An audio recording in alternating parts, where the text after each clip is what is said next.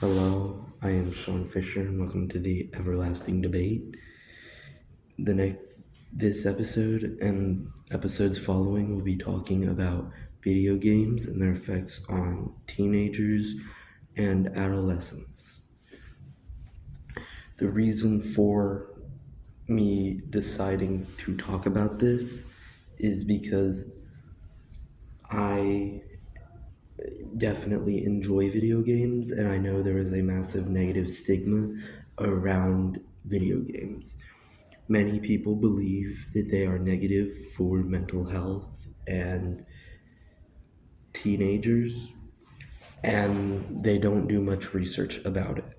And so I want to discuss the pros and cons and hopefully show that video games are not as bad and as negatively thought about as previously believed.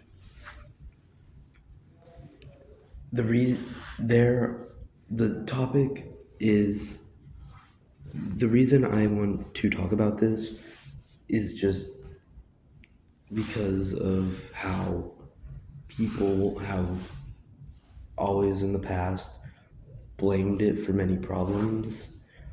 Many kids have probably heard the lines, "It's all because you're on those video games."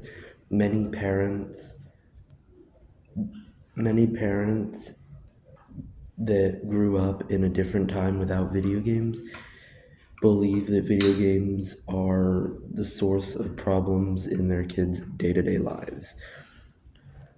And I want to disprove that false assumption that is believed by many parents today.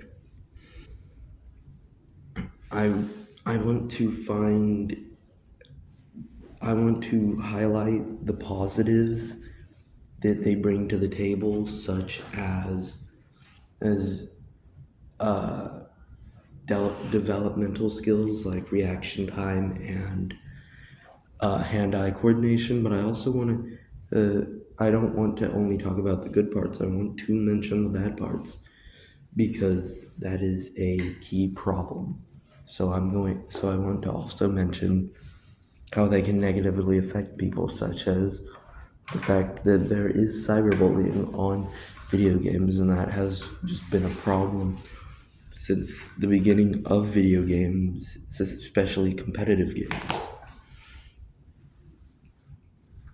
In the future, I plan to talk about how about the positives and the negatives and bring them all to a consensus of video games are not as bad as they're thought to be. They are good, they are bad, or in moderation, they can be a very enjoyable and healthy thing for your child.